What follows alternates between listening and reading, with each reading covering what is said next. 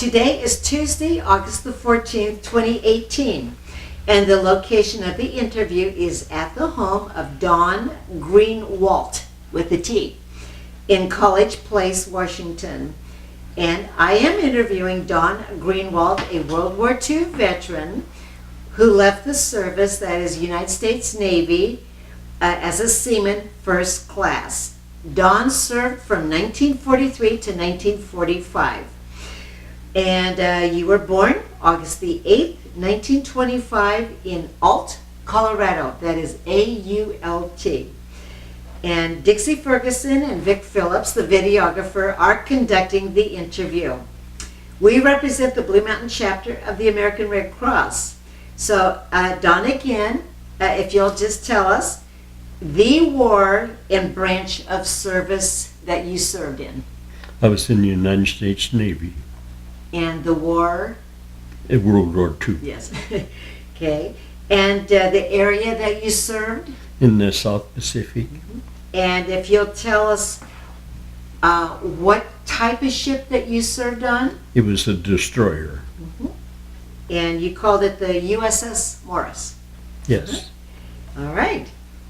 Were you drafted or did you enlist? I enlisted when I was 17. Great story. I have to ask you why. Why did you enlist? I always ran around with older fellows, and they were volunteering or being drafted, and I didn't have many guys to, fellowship with, so I thought I'll join the Navy. Uh-huh. Were you just out of high school? No, I dropped out of my junior year. I just started my junior year and I dropped out. And what did your parents think of this? Well, my dad says you're going to be sorry. He tried to talk me out of it, and but he says I'll sign it for you. And he had to sign because you were under 18. Right. So he let you go. How about your mom? Mom didn't want me to go in the service at all. Of course. I'm curious, what were you understanding about what was going on with the war? I was so young, I didn't know anything about the politics. I enjoy very much now watching programs on my TV that are reruns of many important battles and things and political issues that I didn't know anything about as a young fellow. Mm-hmm. And now it's very interesting. Now I understand what all the war was about. Absolutely. So, did you go to a small high school and all of your high school friends were leaving, going off to the service? Yes, it was a small high school. Mm-hmm.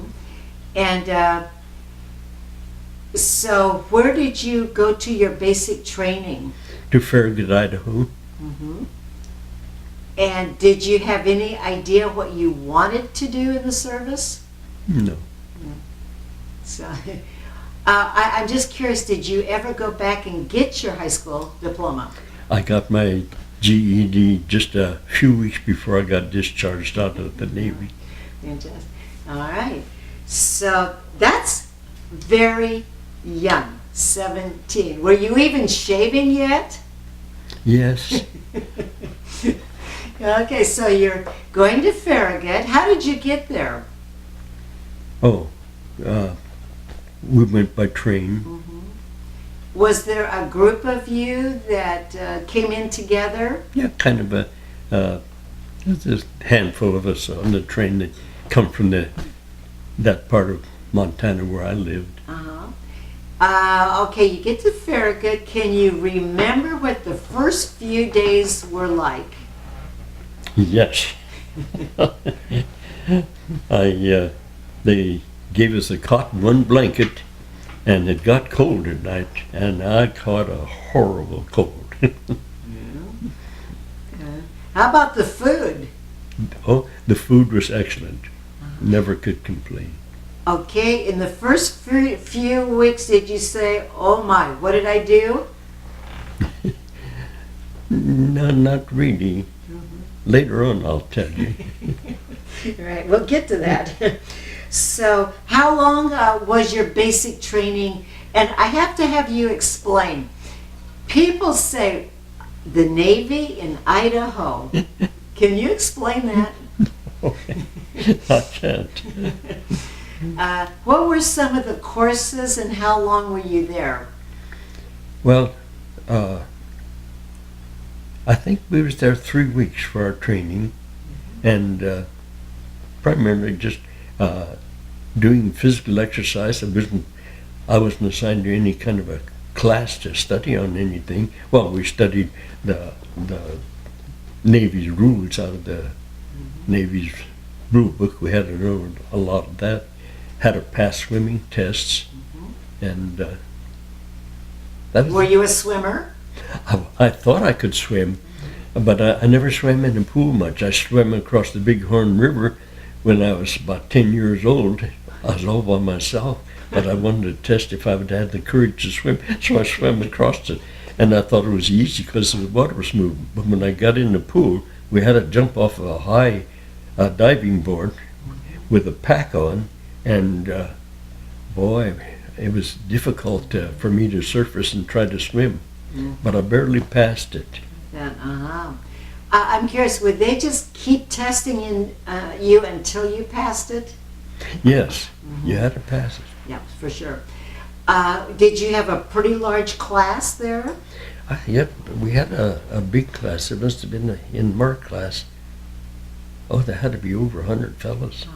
So this was the melting pot of the country. You met young fellows from all over the country. Right. Yeah. Were you kind of like one of the younger ones? Yes, you can't get much younger.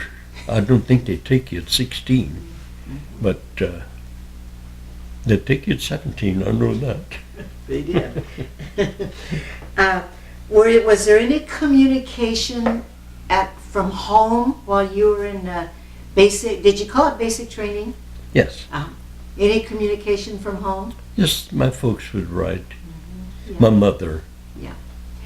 And again, how long were you there? I'm sorry. I think about 3 weeks. Okay. And what was next? They shipped us to Hunters Point in San Francisco, and we was there for just a few days before we got assignment to our next duty. And I got assigned to this destroyer, and then we laid in port there yet. Our destroyer had come back from the Aleutian Islands and had a little damage that needed to be fixed and what have you. And they were just about done when I came aboard. And I think we was there 4 days after I was aboard. And then we headed for Honolulu and joined the fleet. For where? Honolulu. Oh, Honolulu, how did you get down to Hunters Point? Oh, they took us in their buses. And what was that like? How long did you stay in Hunters Point? I think about 4 days. 4 days. Waiting for the destroyer? Yes. Okay. Then you're boarding, going on to Hawaii. Yes. Don, were you starting to pay attention to the world news at this point? No. All right. Maybe just as well? I guess so.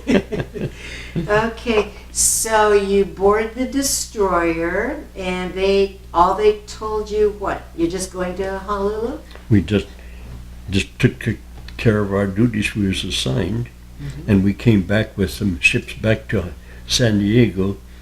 We picked up some ships and then did some exercises, firing at aerial targets and stuff. And these ships had come through the canal and joined us at San Diego, and then we left from there and went back to Honolulu, and then we went down to the Gilbert Islands.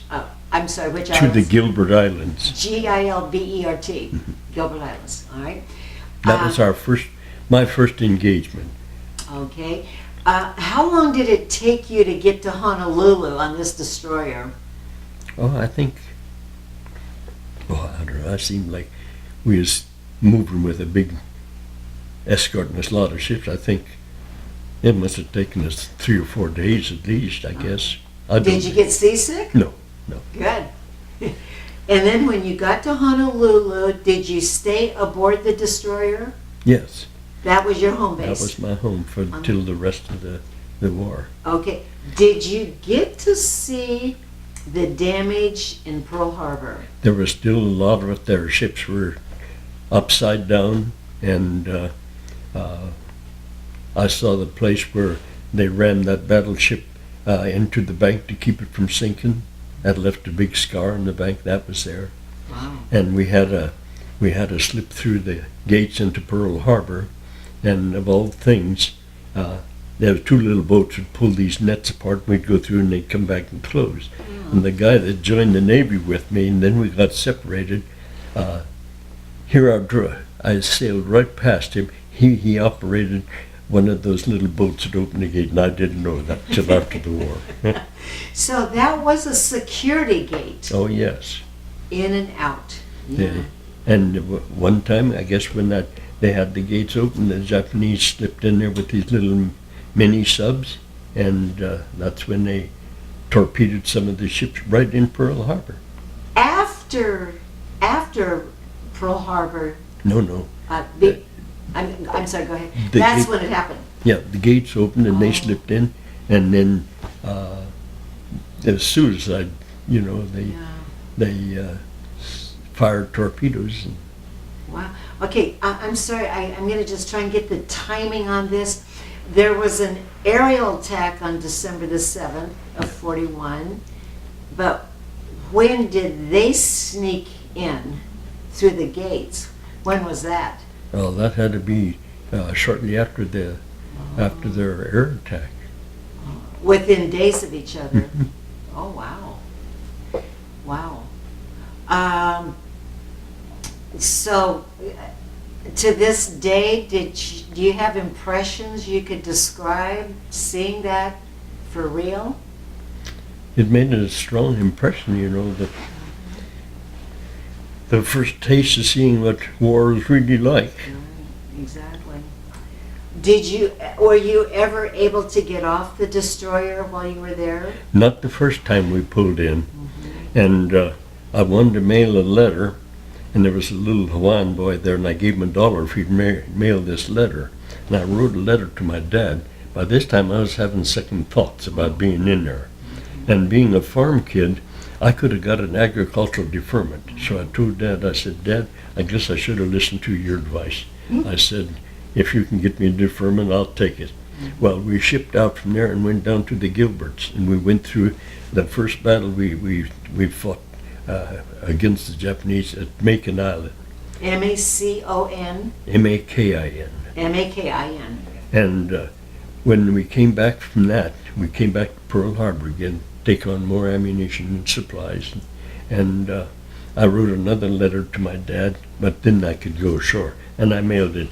And I said, Dad, forget that first letter I sent. Well, why did you change your mind? I said, I'd feel like a traitor to desert my buddies. We kind of bonded in that war, and fighting. And I said, I would feel like I'm just turning against him. I said, I asked for it, I'll take it. I said, just forget that. So. Yeah. Do you mind going into some detail when you went to the Gilbert Islands, describing what happened there? We just did a lot of firing onto the beach. We was a support group there, and then when we secured that island, we came back, and then we went back down to Guadalcanal, and went through Guadalcanal and Atoll and Bayak and Kwajalein and. Are these all the names of different islands? Well, different places where some were islands and some was on New Guinea that we fought there, and then just kept securing these places and moving closer toward Japan. Okay.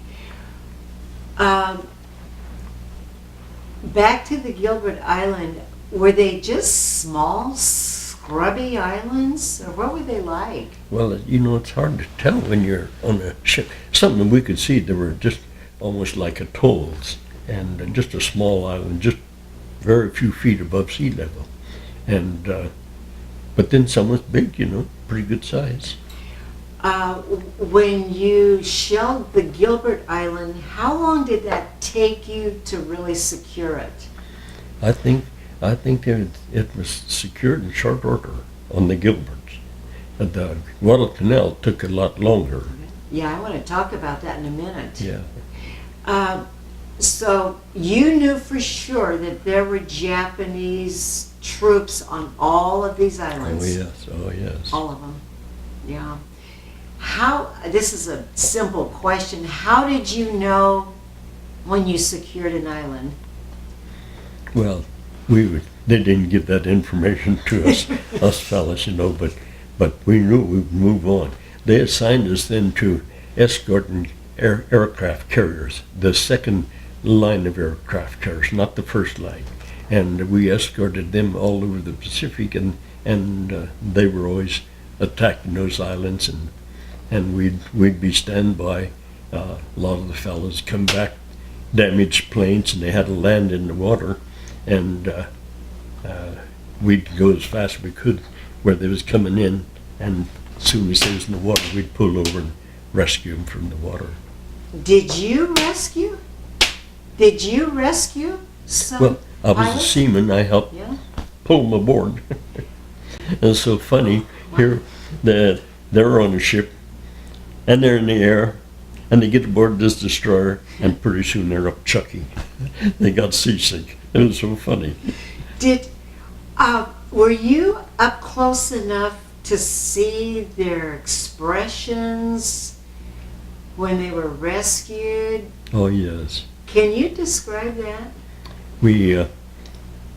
There's a ship, the Liscome Bay. It was the second line, and early one morning, it just looked like a 4th of July display of fireworks going up, and we was the first ones to get to it.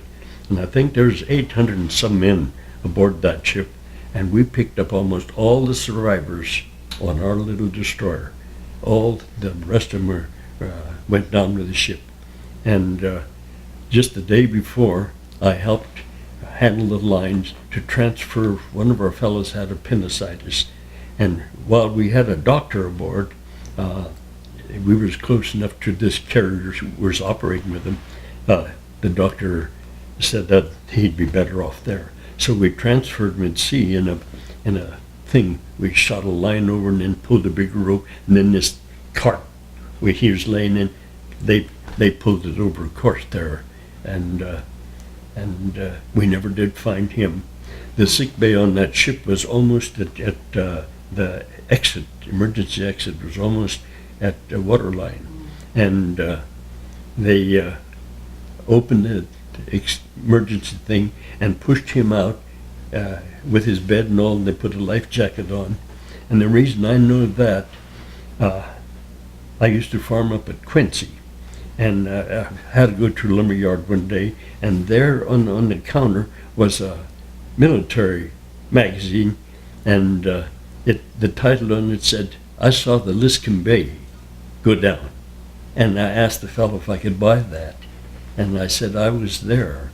And when we went to pick them guys up, some of them had a sense of humor. They was saying taxi, taxi, and the destroyer is very low in the water in the aft part of the ship, and we was down hanging over there, and the guy had his arms up. My buddy and I, we grabbed him and we flipped him up over the line onto the deck, and when we flipped him up, just my stomach just about turned to flip-flop. We laid him down, asked if we could do anything for him. He says he'd like to have a cigarette. So I lit a cigarette and gave it to him, and he took a few puffs and straightened out, and he was gone. But he was blowing off from the buttocks down. There was nothing. It was, and a lot of guys was hanging on debris like tires from airplanes that was floating there. And I think we picked up around 40 some survivors, but we got almost all of them before another destroyer got there. So. Big loss. Oh my. Could you spell the name of that? It was a carrier or a ship? It was an aircraft carrier. What? Could Yep. you spell the name of it? Liscome, O-M-E, and then Bay, B-E-Y. Liscome Bay. Liscome Bay Liscome Bay. carrier. What kind of airplanes were on board that? My memory for short term is You're hard to doing name. great. They had dive bombers, and oh my goodness, That's all. popular name and P-38 maybe? Pardon? P-38? P-38s? they had P-38s out there, but we never operated with this carriers was carrying P-38s. Ours was our carriers was Escorting was the second line carriers. They were smaller. Oh, is that what you mean by second line smaller carriers? The big first liners, they were fantastic. We got the duty one time when a Kamikaze dove into one of the big first line. See, now trying to think That's of all that. right. You're doing great. And it went through in the fantail and went out the other side. Big hole in it, and it had to get back to Honolulu, so we was assigned to escort it back to Honolulu. And just about that time, they were coming out with the new version of the newest, latest destroyers called flush deckers. And Flush Decker? flush deckers. Okay. They were level. Ours had a break in it. And we could go 34 knots. But this new flush decker passed us up like we were standing still. And the carrier was way ahead of us already. We couldn't even keep up with the carrier. The carrier could outrun our destroyer. So we didn't get to go back to Honolulu. Did you actually see Kamikazes? I saw them first class. I'll tell you later on as you interview. You did see them.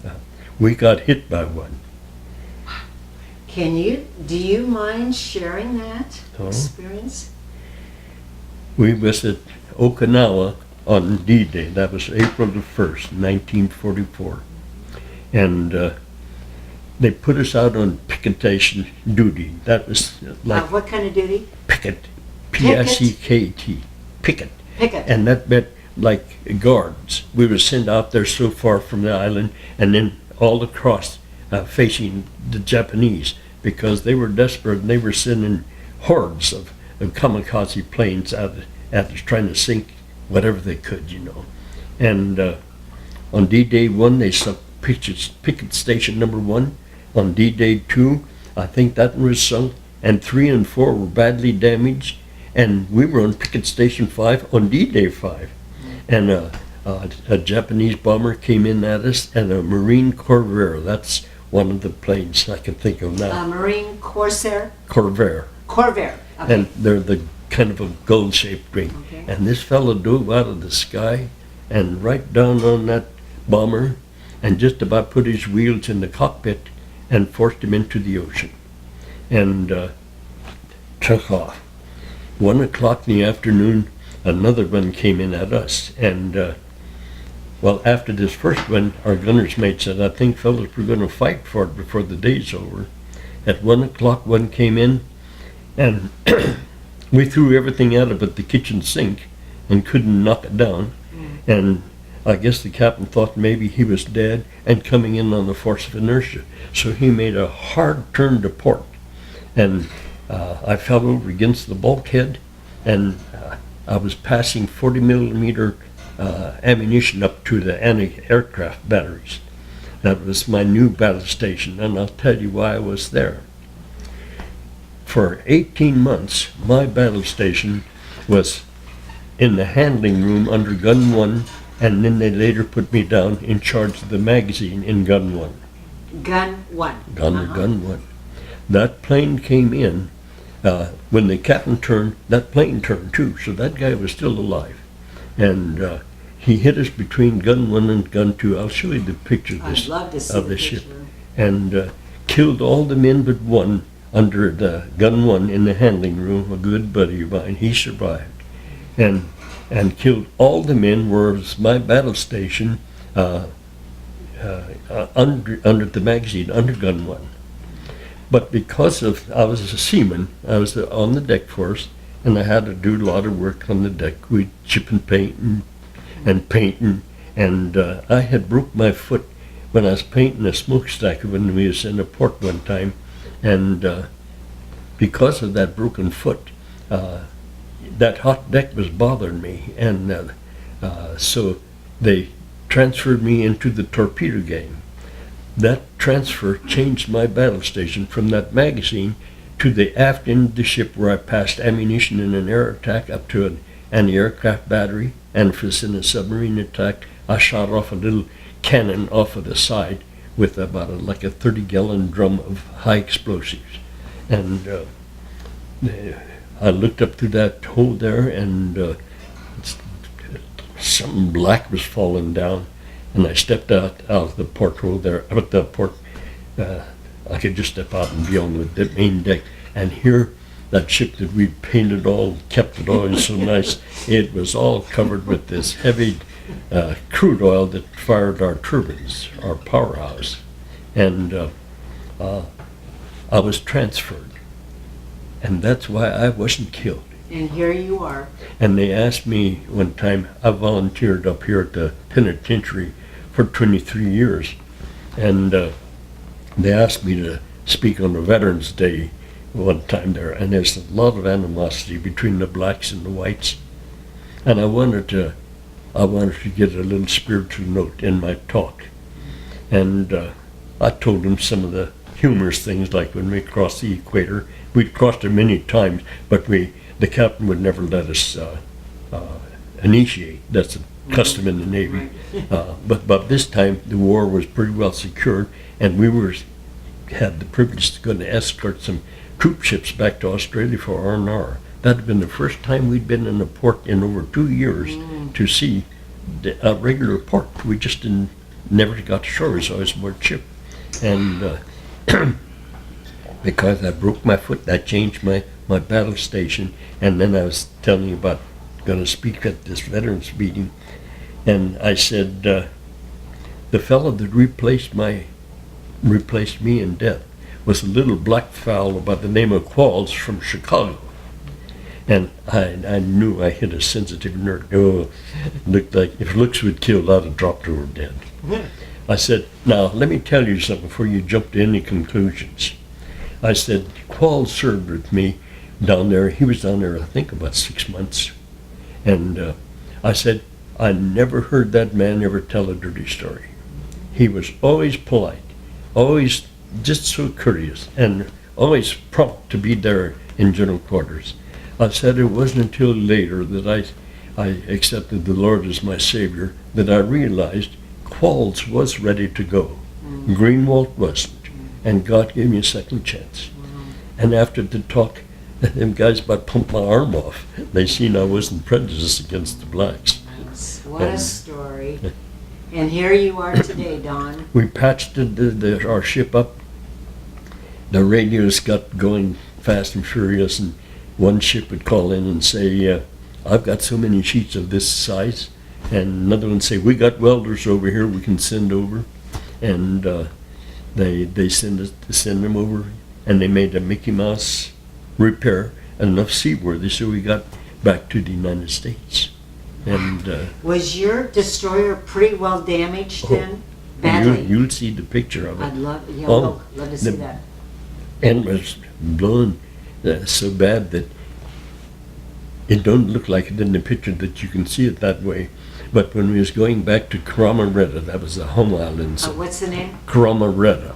Could you spell that? Kerma, Kerama Retto, R-E-T-A, I think. Okay, because he indexes, and I just want to be real clear on the, yeah. Yeah. And when we was going back to Kerama Retto, that was a safe place for us to go back to, well, fairly safe. The sea was pretty calm, just maybe 2-foot waves rolling. Our ship was just sailing along smooth, but the bow, we could see the bow bend. That's how close it came to blowing the whole bow off. It killed, I think, 16 of our men. 16 of your men? 16. I believe it was 16. Wounded a whole lot of them. But you were spared because of your location, your change of location. Yep. How did you feel all about that, Don, at the time? Were things just going so quickly and you're just kind of overwhelmed or numb? Yeah. Or how do you feel at a time like that? Well, I felt very bad because I thought I'd lost my buddy, and our chief boatswain mate and his brother, who was one of the head gunners. They went down at night inspecting, and they kicked against a powder tank, and they Powder, P-O-W? a powder tank, and that hit against somebody, and the person, I don't know how, it was dark down there, they didn't dare use any light, and he called his name, he recognized the voice of the gunner's mate, and then he said, "George, I think I'm blind." And they rescued him and brought him back to the head, which is the toilet, what we call a toilet, and they laid him on the deck there, and someone came and told me they found Bob. They knew we was real close buddies, and I went there right away, and they gave me some sulfa drugs to put in his wound across his eye. His eye was way down, head was smashed, and I put 2 whole packs of sulfa drug in that great gap. It had already swelled and opened up, and then this was getting toward morning, and they took him and put him in some other place, and I fell asleep. When I woke up, I went to look for my buddy, and he said, someone told me that he died. Oh, I felt bad. But there was so much confusion, they didn't know, but he was transferred to a big ship, a troop ship that had a sick bay there, and they allowed officers only officers could go over there to see their friends, but one enlisted man, and that was me.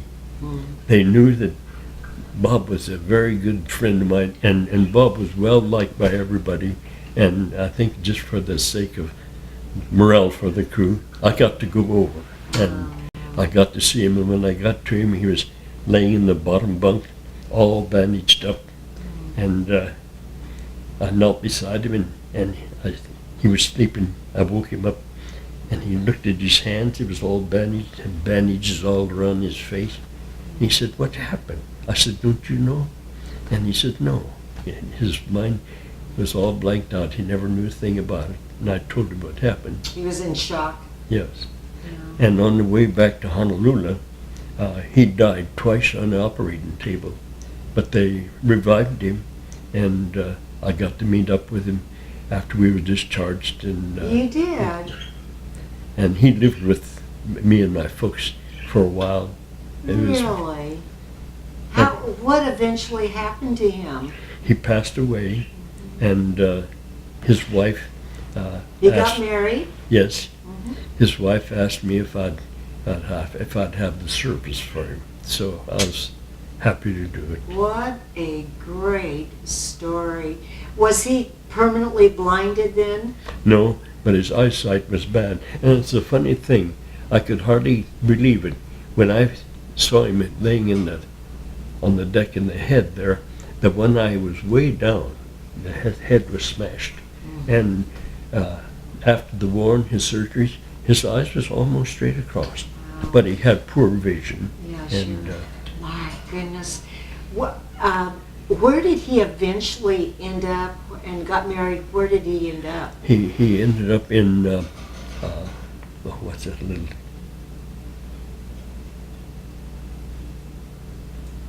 What state was it in? It's in Washington. It was up there near Lake Chelan. Okay. It was close to there. Did you stay friends until he passed away? Well, very much. We stayed very close. Oh, what an angel you were to be with him. I bonded with him. He was a country bumpkin like me from South Dakota, and they kind of picked on him at first, and I stood up for him, and I got well acquainted with his family, all his family members. I met them when we got back to the States. Boy, his name was George. His name was Bob Fitty. Bob Fitty? Bob Fitty. F-I-N-N? F-I-T-T-I-N-G. Fitting. Bob Fitting. George was the deck officer there. I got you. I'm sorry. Bob Fitting. We Bob want to Fitting. make sure that's on video. Mm-hmm.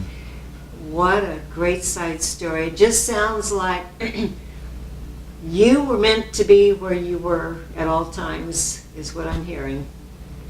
And how much battle did you see, I got into, Don?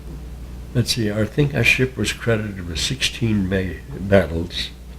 Our ship was at that turkey shoot there at Midway Island. What? I wasn't aboard it then. What was that? That was at Midway. And I wasn't with it aboard when they were up in the Aleutians. And they helped up there to, Okay, what was the turkey shoot?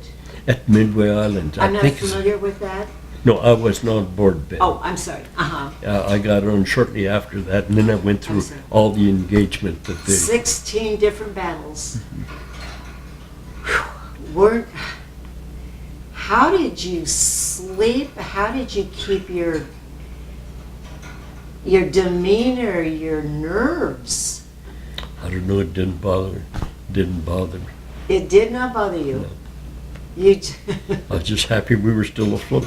I told my buddy when we was enlisting in the service, we wanted to go into the Marines and be pilots, and we was thinking it over, and that recruiter said he just tried so hard to get us to sign.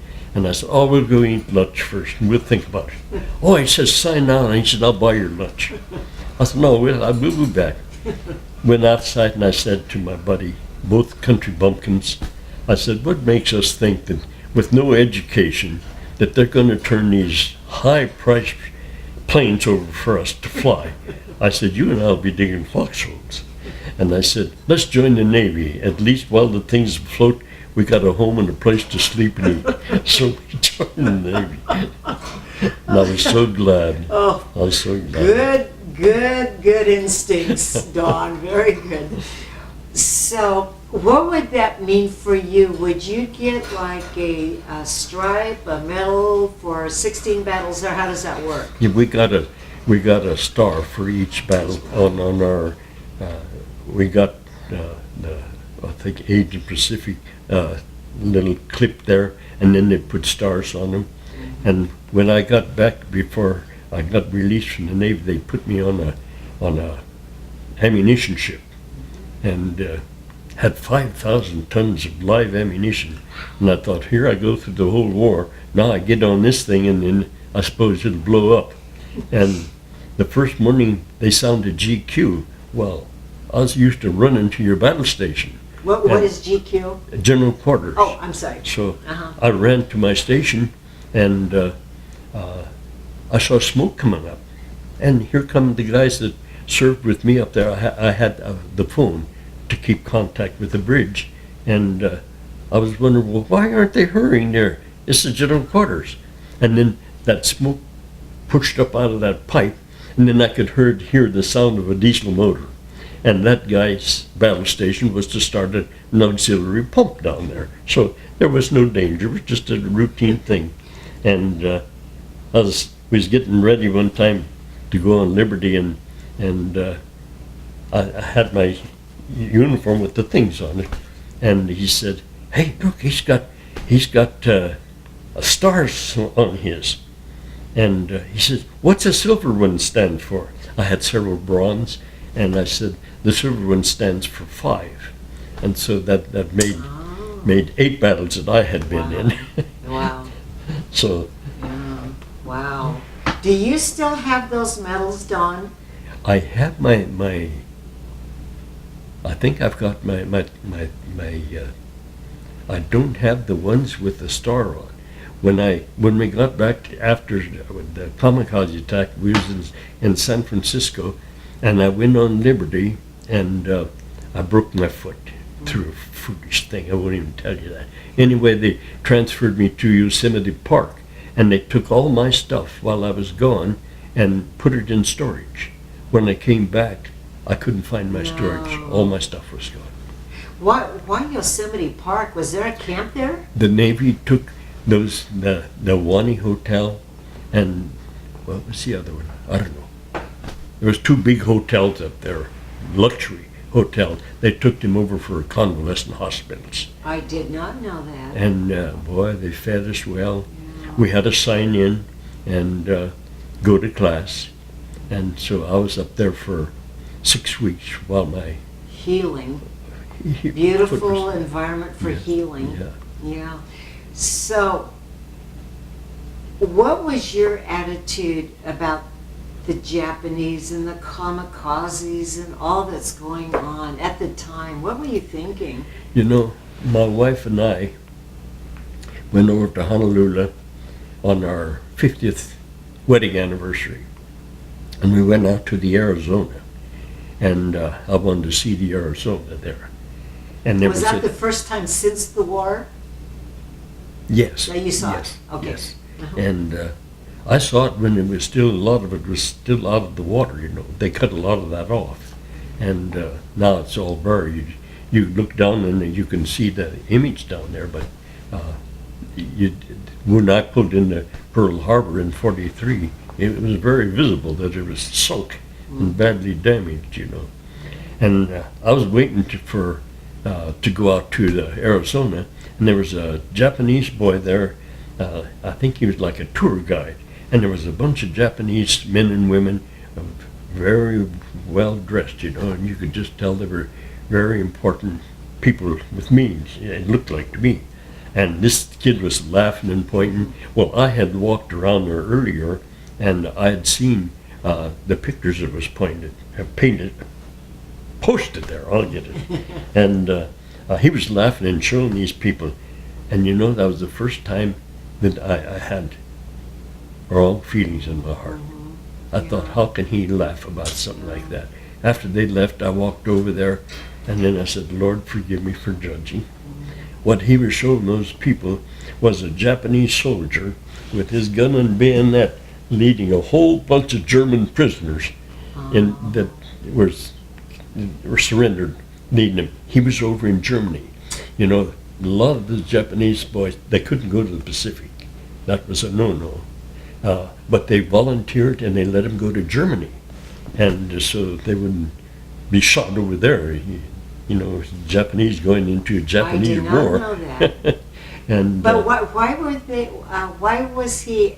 They were at gunpoint, the Germans. Yeah, the Japanese. They were captured, and he was leading them in. He was guarding them, you know, leading them into. But a Japanese who went to fight with them. I'm kind of confused. No, he was a American Japanese soldier sent to Germany to fight against the Germans, and then he was part of the crew that he's captured. from America. Yeah. Oh yes. I'm Oh sorry. yes. Very much American. Yeah, I'm sorry, I missed that. Yes, of course. I think our government did a bad thing. You know, I lived near, my folks lived right in the camp. It was discontinued as a camp. These here camps where they put the Japanese, they took them away from the West Coast. Oh, intern. Interns. Yes. And boy, they had to sell their property and just whatever they could get. And they finally got some compensation years later, but I had a good Japanese neighbor up in Quincy where I farmed, and he was telling me all about that. And so today, no bitterness, no hard feelings at all. And at the time, did you understand this mission they had? The Kamikazes died for the cause. Were you comprehending that kind of? Well, we just thought of the courage. You know, they're fighting for their country, but boy, we thought of the courage of our soldiers and Marines fighting, you know, for our country. And And the stories some of those fellas can tell. Yes. By the way, Don, when they would come on board your destroyer, did you have any conversations with them? Was there any time to swap stories or hear about their experiences? You mean our rescued? boys? No, everything was moving so fast. You didn't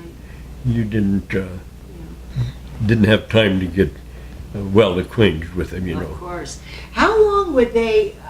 How did this work? You rescued them, and then you transferred them to a larger ship as soon as possible. If they were physically fit, we'd transfer her back to their ship. Yeah. Yeah. Did you have a pretty decent sick bay to treat them? Well, it So- wasn't a big sick bay, but most of them is amazing. Most of them, they'd come in and make a belly landing, and boy, they'd scramble out of there real fast, and a little life book Check. would pop out. You know, it just automatically inflated. They'd get into that real quick because some of them had depth charges, and if they'd exploded in the water, it'd do a lot of internal damage to the body. So boy, they'd hurry up and scramble into that. So you actually watched them crash to the sea. Oh yeah, we speeded up as fast as we could, and they slowed down as slow as they could, and by the time they were down in the water, we were up with them and right beside them, Wow. and we could look down at them and watch them Yeah. clamber out of that. I bet they were never so happy to see you. You were like Superman. You bet. Yeah. And I hate to keep talking about this, but it's so fascinating that you observed all that. And when they got on board ship, were they kind of shell-shocked or just all kinds of behavior? Well, you know, I think after these pilots, they were facing death all the time, and I wouldn't say they weren't frightened, but they had a lot of courage. And they'll all say the same thing. They say, if any man says he wasn't afraid, he's a liar. Yes. Because when your life's on the line, that's you. Absolutely. Well, this is just a fascinating interview. Was there one particular, and you've mentioned several, but just a really, you have an amazing recollection of all of this, but one highlight during all that time that really, really impresses you that you'd like to share? There must have been so many different. We were escorting a fleet of troop ships to the Philippines, and we got caught in a typhoon, I guess it was called, 106-mile-an-hour winds. And when you're escorting, every 15 minutes they change course. That's kind of to offset the Japanese submarines if they were change again. Well, sometimes when we changed course in that high winds, there was high waves. Oh, our ship would dive into those waves and completely the bow would go underneath, and then would rear up and shake like a fish on a string, you know, and water would come clear up to the bridge, splash up to there. And they shifted on their course when they had a shift, and we were running sideways to the waves, and we went down in the trough, and boy, that wind blew, this was rocking, and on a destroyer, well, I guess all ships maybe have them, they have what they call a bilge keel. It's like a big fin on each side that helps to stop them from rocking so bad. Well, we rocked over so far that the waves caught and hit underneath that thing, and the ship came back and rocked over again, and waves hit it again, came back, and they have what they call like a alarm, grandfather clock, a pendulum, the swing, and there was two markers on each side, and they were kind of set so that when you bump, they'd stay there. And the pendulum would swing and bump that one, and it kept rocking over, and I was watching that pendulum, and it rocked over 56 degrees. The next day, the guys razzing, they said, "Who was the nut on the wheel last night?"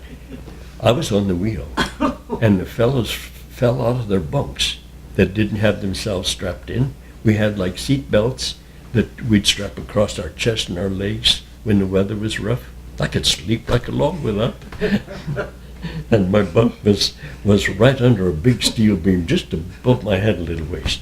And every once in a while, fellows get transferred, and they'd say, "Hey, Greenwalt, there's the new bunk down here now." I said, No, I like it up here. They didn't know. I had a friend in the ship service there, and the repair room, and I borrowed a chisel from him, and I chiseled a little U-shape out of this air vent that went right by mine, and I bent it in, and that would scoop air out and blow it across my bunk.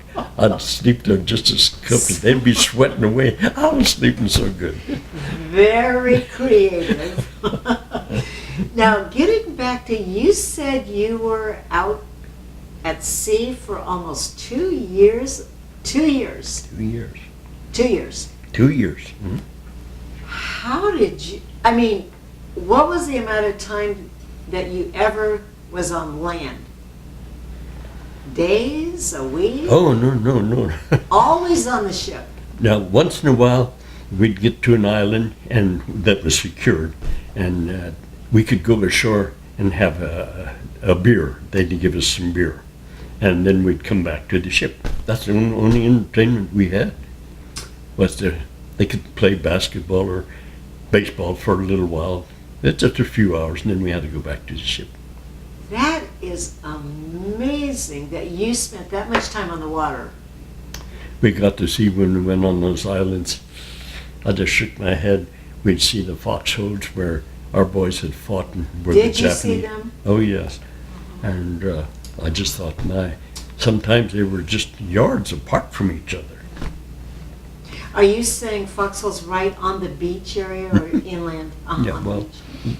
in little ways, not out on the beaches. It was in where they somewhat secured.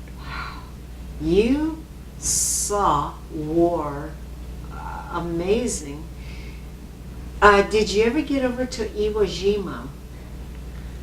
We didn't get to Iwo Jima. Getting back to the Guadalcanal, can you explain that part of the war, what that was like? By the time we got to the Guadalcanal, pretty much there was still Japanese on it, but they were completely cut off and away from, so they wasn't bothering the fellas. They secured the island so they could open up the air base again. It had been all bombed up. They had a big runway there where they could land bombers, and we went down there and escorted some carriers down there, and some carriers. Carriers, and some planes, I suppose, went from the air base there and was put on the ship. I don't know all the details of that, but we were just there a few days, and then we headed north, and there's where we really started getting into. Would that have been around time-wise, about 1945, 44, 45? 45, the war ended. Yeah. That was in 43 when we went down there. Was that really the peak of everything going on down around 1943, 44 in the Pacific? Oh no, it was earlier, right after Pearl Harbor. That's when really the battling started. Hot and heavy. Yeah. Yes. I came aboard ship after a lot of those places was secured already. But even so, you've had 16 battles to endure. Now, see, my brain wasn't thinking good. You asked if I was at Iwo Jima. Right. I was at Iwo Jima. You did see it. I did. That's where they made that atomic tests after the war. Was it Iwo Jima? Was it Iwo Jima they did? I thought so. I'm not remembering that, but yeah, I'm not sure either. And I could be mistaken. Yeah. Anyway, we went past one of the islands that seemed like that. Okay. And those islands were being farmed before the war, coconut plantations, and the palm trees were in rows. And we went in after the shelling, and oh my goodness sakes, it looked like a hailstorm in a green field. There wasn't a tree standing, not touched or damaged. Were you getting a little stir crazy being on board ship all that time? No, Not really. I'd write a letter home and I'd say to my buddy, "What month is this?" Not the day, but after what month? I just didn't keep track of time. Yeah. How about, speaking of writing home, was there any communication with your parents and family? When we would come into one of these island ports, they always was faithful to have big bags of mail for us, and we'd get our mail, but sometimes it was, months that was when they were written before we got them. No email, no cell phones. No, no. Boy, how they ever caught up with you to figure out how to get your mail to you. Well, they kept in They contact figured with each other. When you wrote home, what kind of letters did you write home? Just Doing fine. You're doing fine. Got Don't a worry. tan. Don't worry. Oh, mercy. And your parents wouldn't have any clue what was going on with you. By the way, I didn't ask you if you had siblings. Yes. Would you name their names? Yes. My oldest brother was 10 years older than me. His name was Albert. Albert? And then the next one, the next oldest, was a sister. She was six years older than me. Her name was Helen. What's her name? Helen. Helen. The next one was Ruby. Mm-hmm. And then I came along. And then 10 years later, my baby sister came along. Her name was Violet. Violet. Is Violet still with us? She and I are the last of the Mohicans in our family. Oh, fabulous. But you mentioned going to Australia. Mhm. Where did you dock? We didn't get there. Oh, you didn't? We were 200 miles from getting into, I think we was going to be at Sydney. And we were sitting back on the fantail. That's the aft part of the ship. And all of a sudden, it looked like the sun was shifting around. And I said, uh-oh, what's happening? And then a voice came on the speaker and it said, "Now hear this is your captain. We're returning back to the Philippines. The Japanese has counterattacked it. And so we're heading right back. You hear these guys who are battle weary. I felt so sorry for them through all those island battles. Now I'm going to have a chance for some R&R, some recreation, relief, Had to turn right around, escorted them back to the Philippines. Did you ever get any R&R? Did I what? Ever get any R&R? No, The whole time? no. Well, one time in Honolulu, when we was taking on supplies and stuff, we got to go on Liberty, but that was just for a few hours, and then we had to get back to the ship. How did you have downtime on the destroyer? We was standing watch after watch. You had You a lot have of... to be young to do this. Well, there were some older fellows. Wow. There were some older fellows. And did you have the same crew the whole time? Pretty much. One time they sent over a bunch of mess boys, and most of them in aboard ship were black. We're And- black. Black. Uh-huh. And these fellows were renegades. They were just troublemakers, and they were put way on the aft end of the ship. There was a compartment back there. It was a noisy one. It was right near where the props made a lot of noise, and those fellows could get there without walking on deck on top.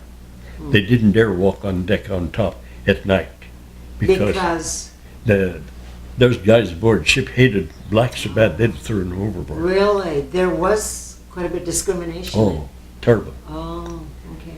Yeah. Interesting. Why? Why was there? Can you Well, they were from the south, Mhm. and you know all the history of Yeah. the South problem with the blacks. So it was still pretty fresh. Yeah, very much. Very fresh, yeah. And most of the crew members on our ship was from the South. Oh, interesting, yeah. You know, I should tell you something about our ship. Before we got into the war, we were escorting Lend-Lease stuff to the European War. Oh, were you? And our destroyer was in that. And they got into a rough storm in Atlantic. And this would verify why I said our ship rocked over 56 degrees. In that storm, that our ship rocked over 84 degrees. Wow. Now that's almost laying on its side. Water went down the smokestack, put out the fires in the boiler rooms down there, and just, I'd say it's providential. A wave hit it and set it up, and they dropped anchor and let it drag so it faced into the storm and drifted for a long ways, and then finally they was able to get the fire going and power again, and they turned around and went back to the States, and they got back to the naval base. They took our ship and they cut down the bridge several feet that had armor protection up there. They took that all off and replaced it with aluminum. And we had, let's see, it was 5 guns, 5 5-inch batteries. They took number 4 gun. They took number 4 gun and took the covering off of it, and that took off a lot of weight. And we had a stack of boats that was secured in the midship there that they used for hauling ammunition from another ship over to ours and for getting supplies and stuff. It's like a truck. You just use it like that. They took that whole bunch off. We had 2 lifeboats and davits, and they took the one off on the starboard side. They took that off. And then they put 30 tons of lead in the keel to make it seaworthy. And still, that thing, when in port and a little boat go by and with the wave, that our ship would rock. That thing is always rocking. And you know, when you got on land, were you just kind of rocking back and forth? We had our sea legs about that time. Yeah. It's amazing how these pilots that we picked up, them big ships, they didn't rock like our destroyer, and they'd stagger around like they were drunk. How did you get supplies? I mean, you're talking about ammunition, food, all these things to keep you sustained. Was this on a regular basis? Whenever They we kept needed you going. Whenever we needed it, we could get supplies. We'd pull up against a carrier, and then we'd use this rope suspension and transfer it over, or we could transfer ammunition. But most of the time, our ammunition we'd get when we pulled into one of these island ports. How in the world did anybody ever figure out the logistics of all this? It's really... A lot of smart people in the world. Okay, then I asked you the question earlier. You never, I don't want to put words in your mouth, but you never had a doubt that we would have the victory of this war. No, I just knew. I knew. Why were you so confident? I guess it's my faith in the Bible. And at that time, I don't know. I wasn't a Bible. I was pretty much an atheist. Were you? Yes, an alcoholic. Really? And when I got out of service, my life was all messed up. And then Well, you had good reasons. my mother was always so loving and kind. And she asked me if I wouldn't go to church with her one week, and I didn't want to disappoint her, so I went. That was the first time I was ever in a church to hear a sermon preached. And the young fellow that preached the sermon, he was preaching on the book of Daniel. And if you ever want to read an interesting story, it's a whole history of what's taken place to the end of time, till Christ comes. And you know, after I heard that, I thought, and he pointed it out so clear, told when it was written, hundreds of years before the events took place. Names were mentioned that they weren't even born yet. And I thought, that book's got to be inspired. And I left there believing. I believe. Right after getting out of the service. The first sermon I ever went to. So you never had any foxhole religion? No. Well, sometimes my early childhood, I went to a kindergarten thing in the church, and I could remember things, and I didn't know. I learned about God, and I learned about punishment of the wicked, and I got so I didn't like to think of God. I thought I tried to put it out of my mind, but I couldn't. But it sounds crazy, I know. But I'd come back to the ship in pretty much a drunken stupor at times when we was in port. Drunken sailor. And but before I could go to sleep, I had to say a little childish prayer. I don't know why. The Lord was impressing me. Was your mom praying for you? Was she a Christian at the time? She was a believer. Her parents were very good Christians. When she married my father farmed with his father the first year of their marriage, and they lived in the same house. Grandpa had built a big house, and Grandpa said, Carrie, he says, 2 different religions can't live under the same roof. He says, and I'm not about to change mine. And so Mother never spoke. She lived her religion. And my dad had a bar. He kept a bar, and Mother's was his short order cook in the bar. And after I went in the service, she felt like her prayers couldn't be answered for my safety as long as she was working in that bar. So she told my dad that she wasn't going to cook no more. Dad said, it's all right. And she prayed always for me. And one night she woke up screaming, and my dad woke up too, and said, what's the matter? She said, I had the awfulest dream about Don.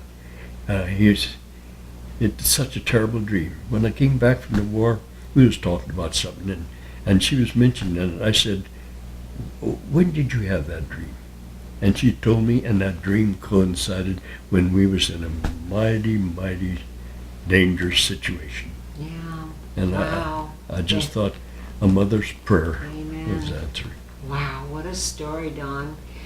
And boy, I hate to end this interview. It's so interesting. Well, where were you when the war ended? I was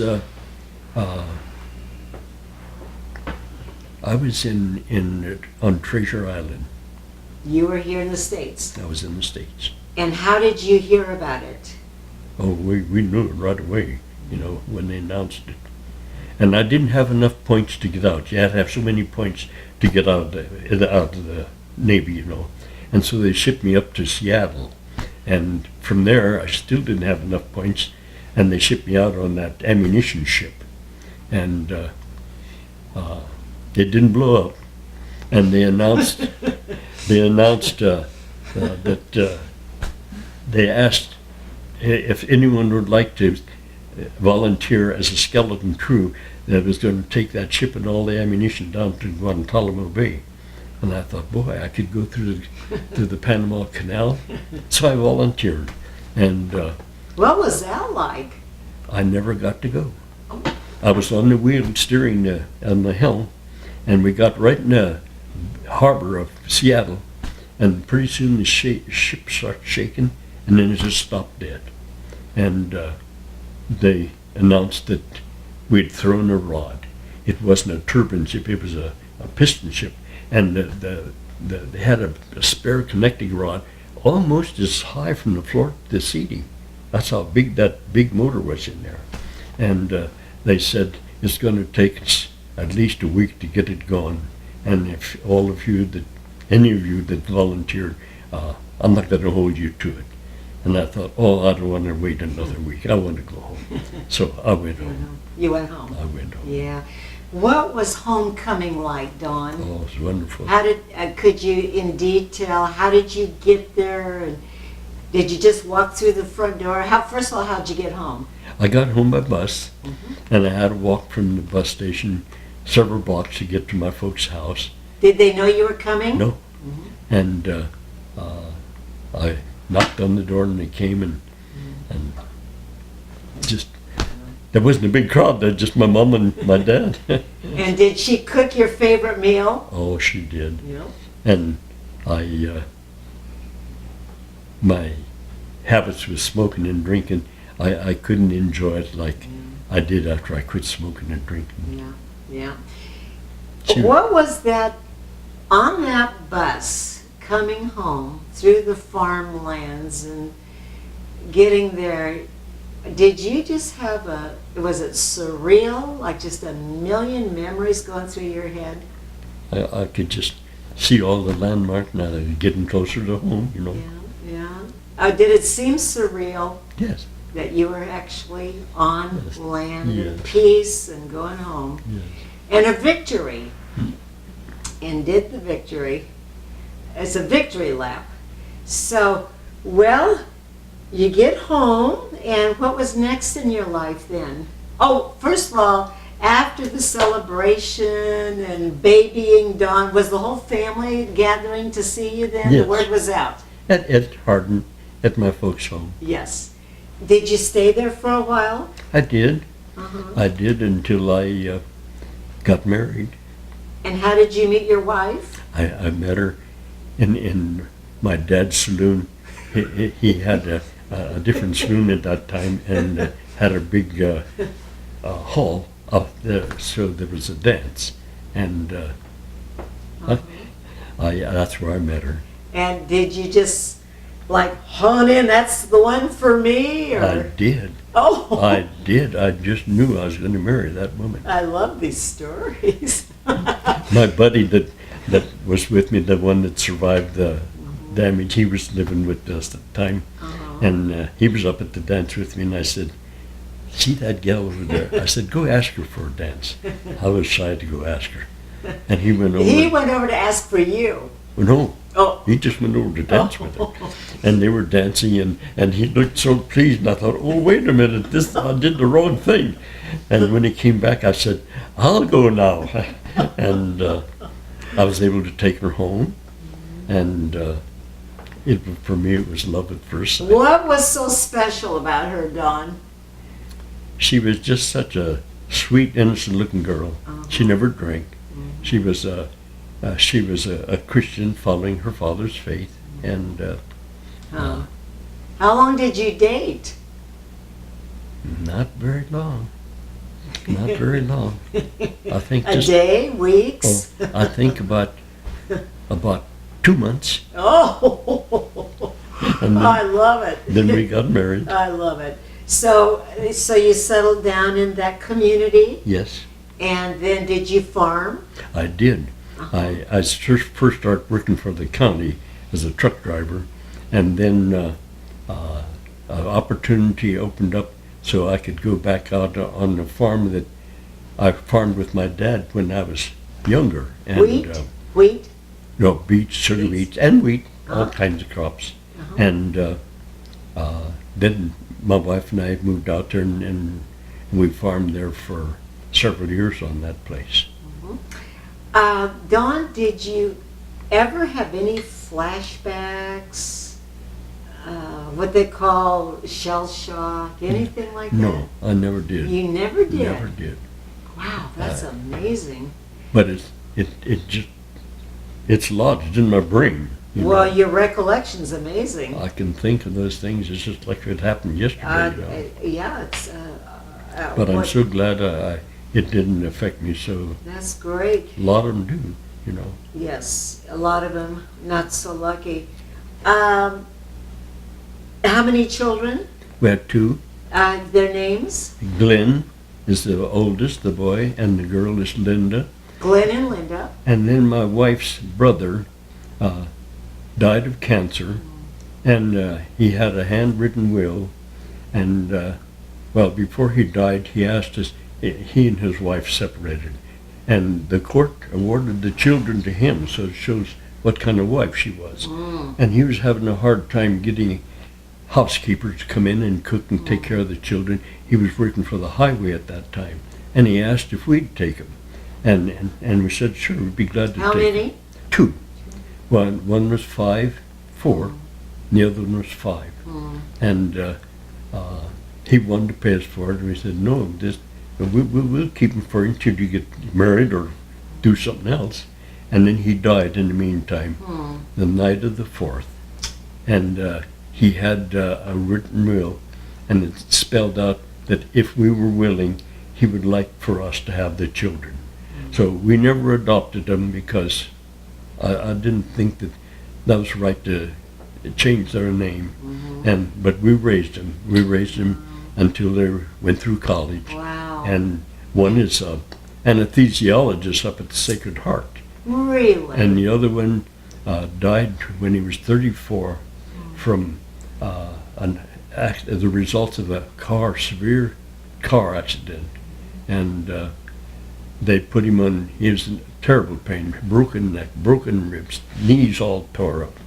And he was on a high-powered painkiller, and he got addicted to it.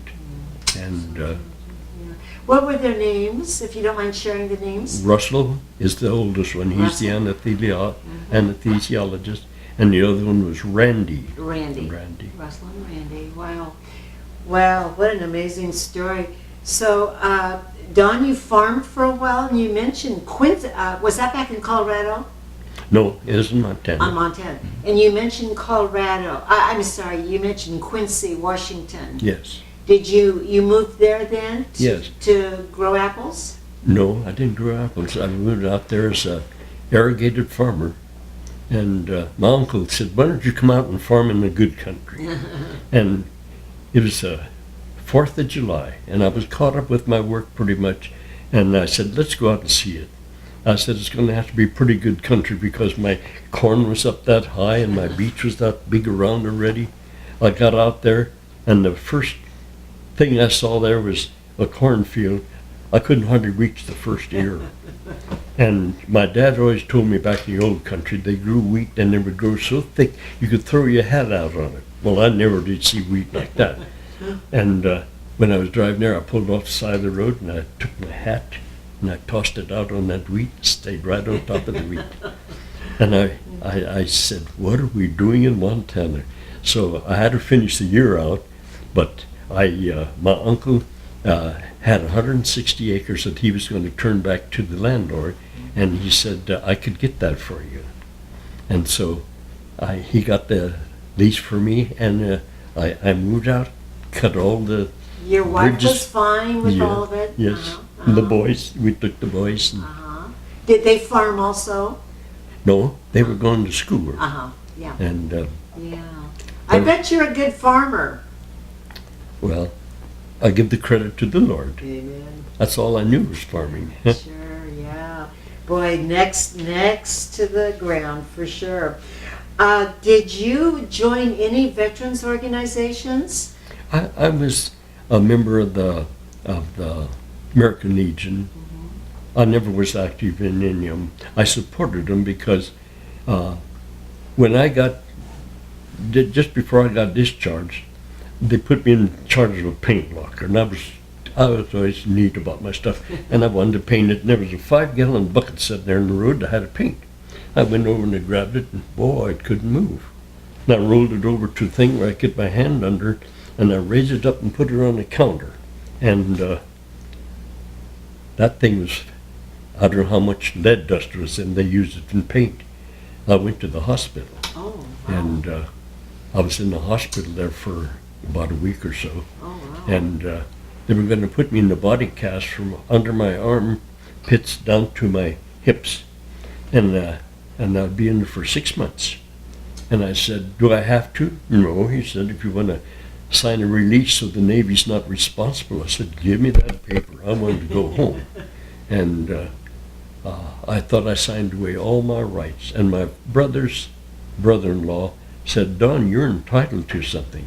And so I went to the American Legion, and they went to bat for me, and I got 10%. Great. And then I moved out to, I moved from Washington back home to Montana, and they changed where I had to go for my vet stuff, and they upped that to 20%. Right. And then when I moved here, I got a call to come in for examination, and there was a little fellow there who's from North Africa, and wasn't used to our culture and our dressing, and it's rude to say, but it kind of looked like a hayseed.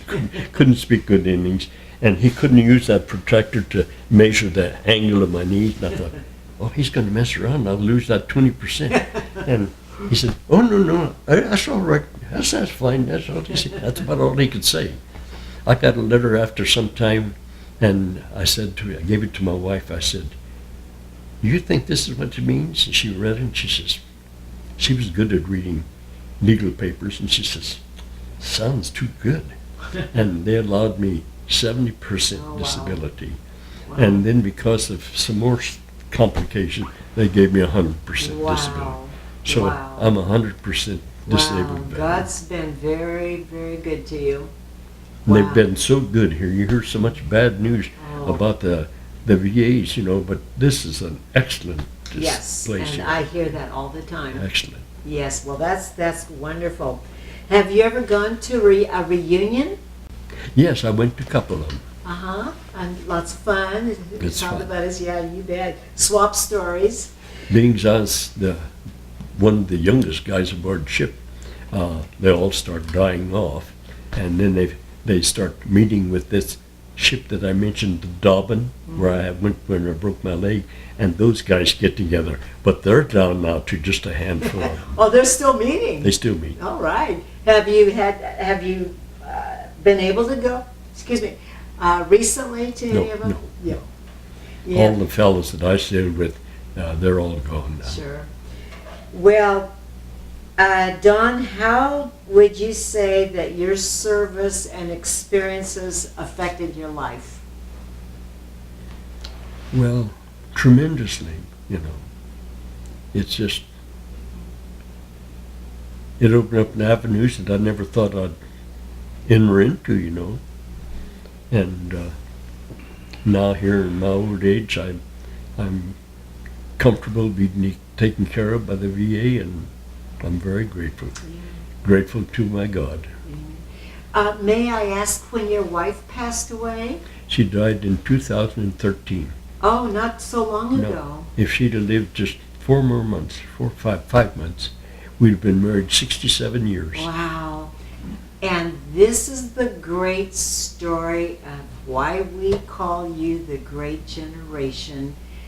You go off to war, you're 17 years old, you're committed, patriotic to the country, you come home, you get a job, you get married, and you stay together for a long life. This is just a classic story, and you are living proof of it. Just wonderful story. Is there anything else that you would like to add? And I feel frustrated because I know I'm going to leave here and say, oh, I should have asked him this. But is there anything that you would like to add to your story? I can't think of anything. Nick? I was just afraid I'd bore you to death Oh already. my gosh, are you kidding? Were you involved with the invasion of Guam?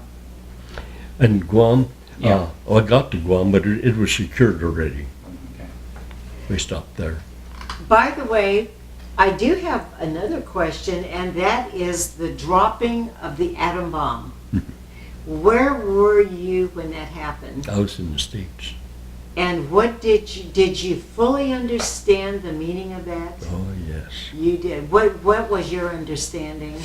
I just thought it a horrible thing if we ever had an atomic war. And I think World War III, there'll be no question in my mind that they'll use atomic weapons. Uh-huh. No question. Would you, go ahead. No. Would you agree, like others have said, that definitely saved millions of lives? Oh, by all means. Yeah. By all means. Go ahead. The Japanese were fanatical of being loyal to their country, and for us to invade them, we'd have to go ashore. we'd have lost thousands and thousands of men. Yeah. And So- do you remember the preparation for doing that? Do what you mean? For the invasion, were you participating in that? Well, we'd have been in the forefront as escort vessels, you know, would as have been. destroyers. Wow. So the war wouldn't have been over for you. Yeah. Wow. That's really something, Don. It seems so sad, you know. It's too bad man can't learn to live together. Amen. But that's Yeah. been told there already. Yes. That's because of sin in the world, Yes. selfishness, greed, Yes. power structure. You know. Power. Hitler wanted to rule the world, Yes. and he didn't realize that God said, "You're not going to rule the That's world." right. You're so right, Don. And unfortunately, the wars continue. Yes. Do you watch any kind of war movies or Oh. military history? I do a lot of that now, and I got to understand why we got into the Vietnamese War and the Korean War. I can understand all that now, Mhm. and there again, it's just power struggles, Yes, yes, greed, yes. the big I want to be it. Yes, you're so right. Don, do you ever talk to younger veterans at all? Do you have much I don't have much communication with with the them. younger Yeah. ones? Yeah. Well, I think they would love to talk to you. Talk about seeing war. Yeah. I'd be glad to visit with them, but I just think, you know, my experience is no interest to them, you know. and Wow, you would think it So- would. Have you ever been invited to schools or young people or any kind of, no public speaking? No. Wow, Well, just up at the prison. yes, wow. Well, thank you. Now, Vic knows how emotional I get at the end, I do. I just have so much admiration for you men and women. Thank And you. here we are today Yep. because of your confidence and patriotism. Anyway, thank you, Don. It's a great land, you know. It is. How wonderful when you think he was born in America. Amen. Could have been born in Africa or Korea or Vietnam. I think about that all the time. The small fraction of us that get to live here. It's so true. And you helped save this country for us. There's no question. So thank you for everything.